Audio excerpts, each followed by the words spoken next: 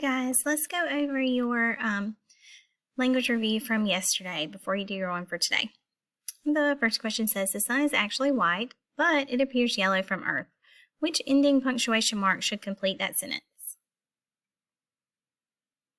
If you said a period, you are correct. That sentence is a statement or a declarative sentence, and it should end with a period. Which sentence is written correctly? White stars, like the sun, are cooler than blue stars. White stars, like the sun, are cooler than blue stars. Or white stars, like the sun, are cooler than blue stars. All right, so we're going to look for a mistake in each one. In this sentence, we have stars capitalized and stars capitalized here, but it's not the name of a star. So that one is not going to be correct because of that. White stars like the sun are cooler than blue stars, and blue and stars are both capitalized. So that one's not going to be correct either. In this sentence, we have the sun capitalized, and sun is capital. That is correct because the sun is the name of our star. So that sentence is correct. Which words in the sentence are nouns? The sun is larger than all our planets and moons. Okay, sun, yes, that's a noun. Larger, no, that one's going to be describing words, so it's an adjective. Planets, oh, those are nouns, yes. And moon, the moon is a noun.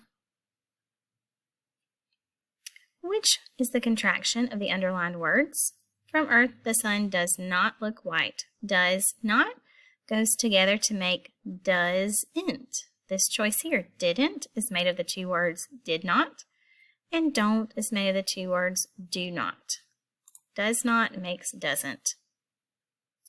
Which of the following is the verb? We will watch the sun rise tomorrow. Well, I know sunrise is not a verb, and tomorrow is not something I can do. Will watch is the verb phrase. Will is the helping verb, and watch is the main verb. Is the underlined word an adjective or an adverb? Gases on the sun burn constantly. Well, this word ends with ly, the suffix ly, which means in that way. So constantly, in a constant way, tells me how the sun burns, and that's going to be an adverb. It's describing how this action of burning happens.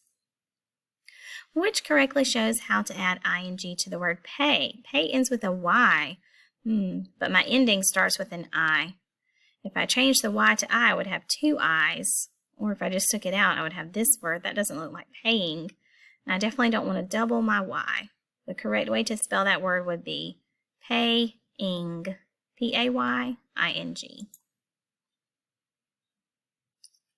Which correctly shows how to add ing to the word study. I'm going to have the same rule. If I'm adding ing, I'm going to leave that y alone.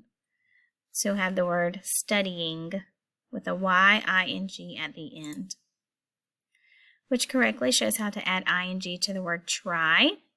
Same rule. This looks like tring. That's definitely not right with an E stuck in there. It's definitely got to be this one. T-R-Y-I-N-G.